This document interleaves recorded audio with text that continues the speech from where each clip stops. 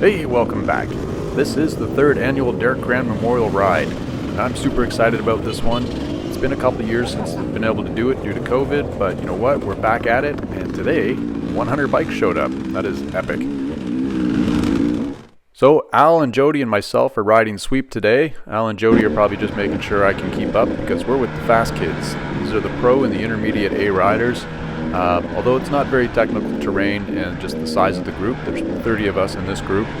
It's not going to be super fast going, but for us it's pretty quick, and everyone chose well that we don't have anyone that is in over their head in terms of the pace that we're going to keep. And it's going to be a long day. We cover over 100 kilometers.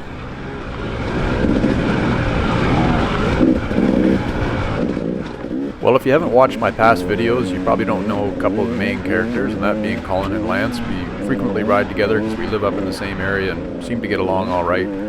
Don't know why. They tolerate me, but they do. But they're out today, and everyone's going to have a good day.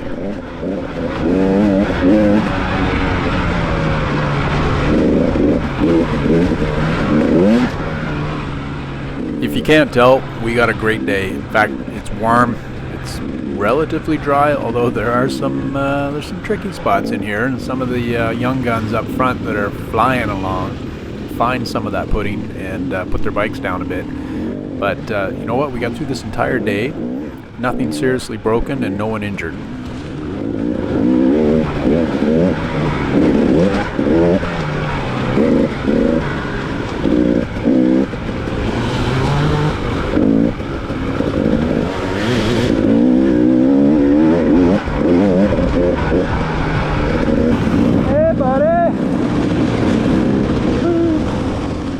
So when I came in for the day and Brent handed me a jersey asking me if I would sweep, well, of course I'm not going to say no, but I was a little bit worried I wasn't going to get a chance to ride with Colin and Lance, who came down with me for this ride. And that wasn't going to be the case because Al and Jody were bringing up the sweep, and no problems there. I just let them know I was going to run ahead at one point, and me giving the fist bump there to Colin, that was me getting forward in the pack to catch up with the boys. And that's what this day is all about. It's a social day to get out and ride with a bunch of buds.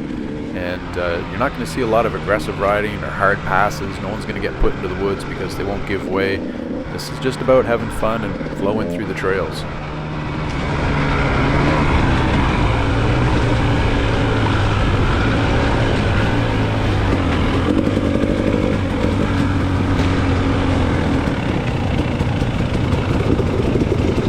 Are we ahead of schedule? Well, yeah. I got 2 hours to kill. So that was Sam talking to Al, and Sam is the group leader. And if you remember Sam from last year's Riverglade Hare Scramble race during the huge rainstorm, he was the guy that went flying past me with one hand on the handlebar while looking back over his shoulder and yelling encouragement at me. But we're ahead of schedule, and that's not a problem because we're just going to find something to do, and something to do is carve a new line in the hill.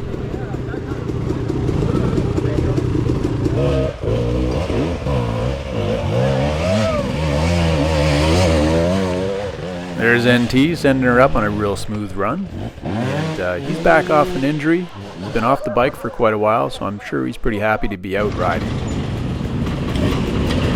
Well, the challenge is, for all the fast kids, is that we're going to run out of trail before we run out of time.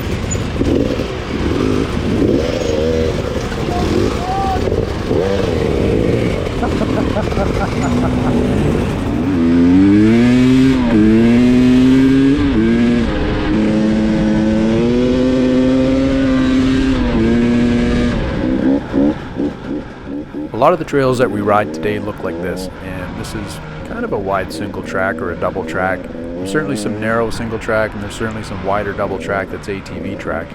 But this stuff here is not technical, it's fast, it's flowy, and the only thing it really does is put a big smile on your face and sharpen up your skills for going fast.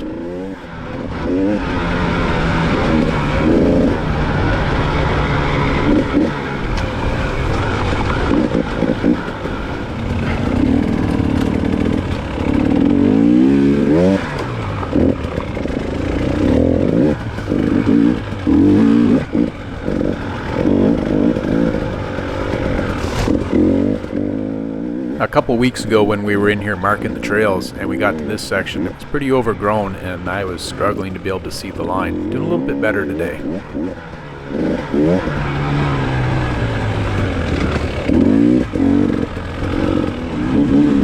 Hey, there's Mitchell up in front of me.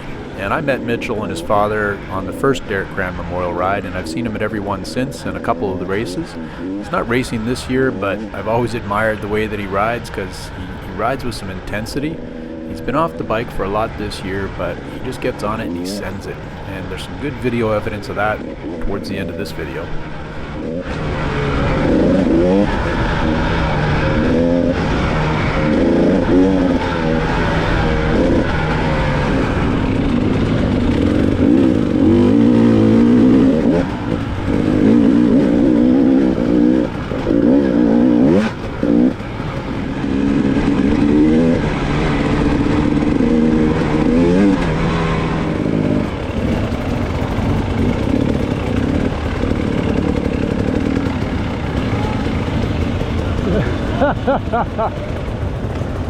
That's going to be a hard start. Getting a little later in the morning and folks are making some good and not so good line choices as I try and work their way to the front of the pack. Jerome picked not a good line, and Lance had to come down and give him a hand or else he would have been there for some time, but that's okay.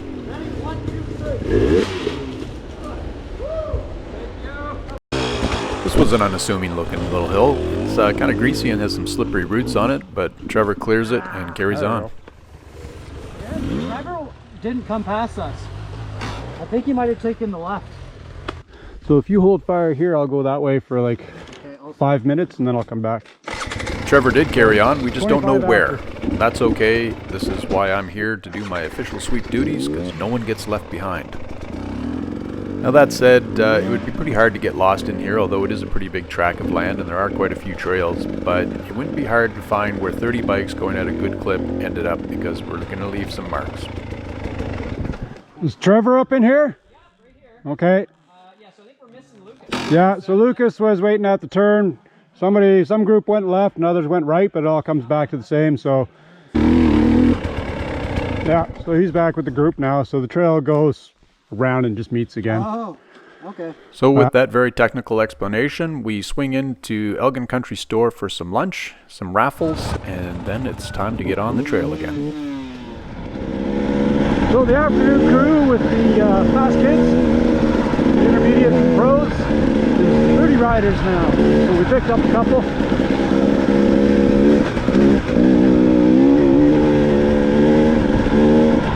How's that for a view? It is a pretty good view, but when I look at the video here, I realize you can't see it because the camera actually sits 4 or 5 inches below my line of sight. That said, in this particular case, 4 or 5 inches is a lot, and fellas, don't ever let anyone tell you otherwise.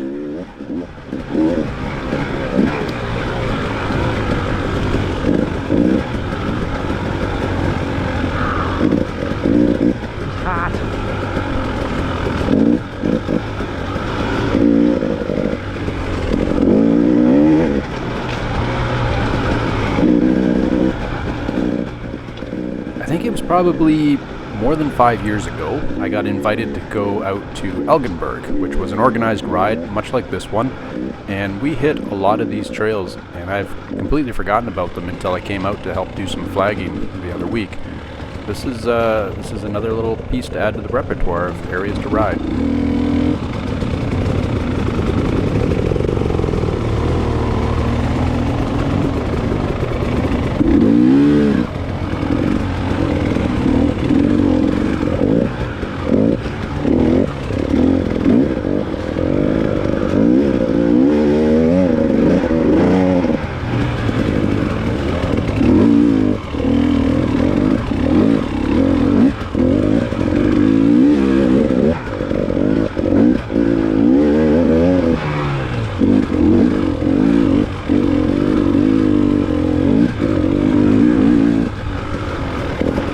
You all right?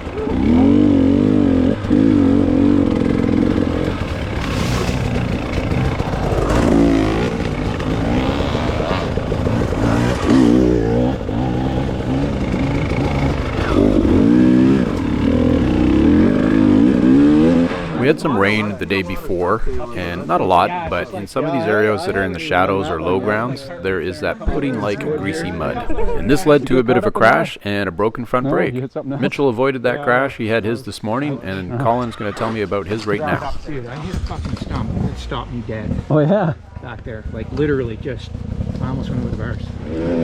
Well, based on that shocking news, I think we need to pause and reflect for a moment. Alright, that moment's done. Colin's okay. He does end up smashing that foot peg actually just yesterday on a ride that we rode on and has to bend it back, but it breaks. So yeah, he must have hit that stump pretty hard.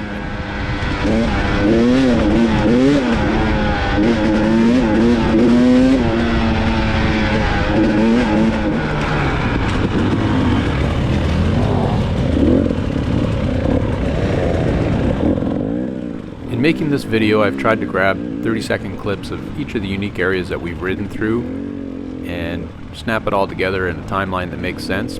It'll make sense if you were on this ride, but if you weren't, and you are coming to New Brunswick, and you're going to be in this area, kind of in the Moncton, Fredericton, St. John triangle, it gives you an idea of the diversity of the kinds of trails and terrain we have to ride, which I think is a good thing. Because we've had a few people up from Ontario, we've had some from Nova Scotia, and some from Quebec even, come ride some of the areas, and hosted by some of the folks that are in this video.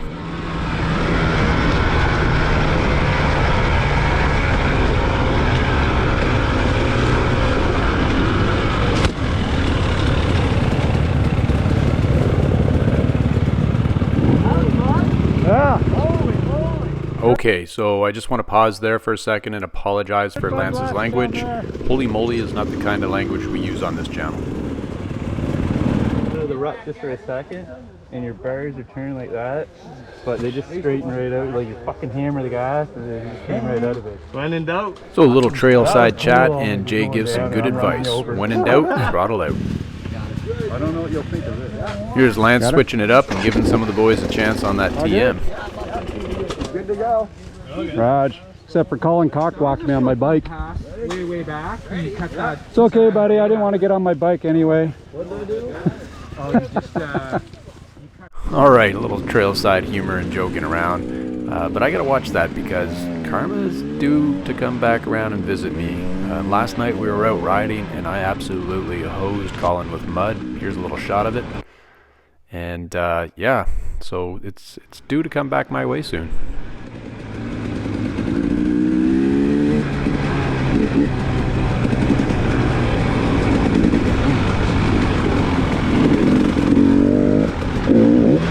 Something looking a little off here. I'm going to go to the judges. Commodious, what do you say? Ooh. Jerome has a little wipeout here after bouncing over those roots, but he's okay. Out of nowhere? Yeah.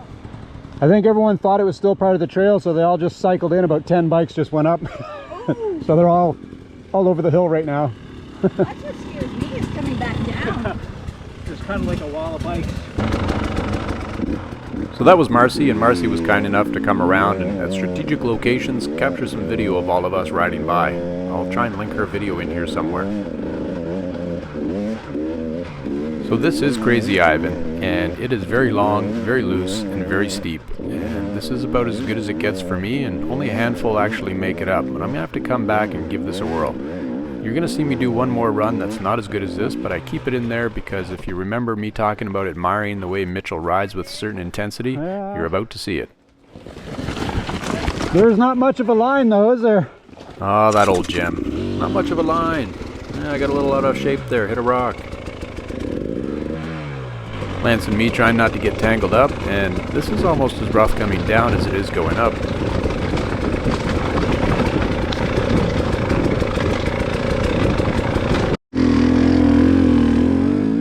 Here's my second run. Not as good as my first run, but watch for Mitchell. And you're not going to have to watch that hard because it's going to be pretty obvious what it takes to get to the top of this mountain just by watching him get by.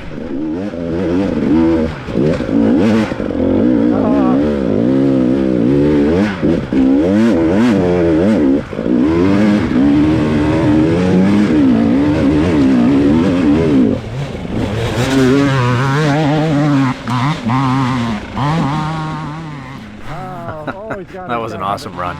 And if you thought that was fast, I'll try and link the other video in here. I think Ray holds the title for the quickest run up to the top because he absolutely blasts up it.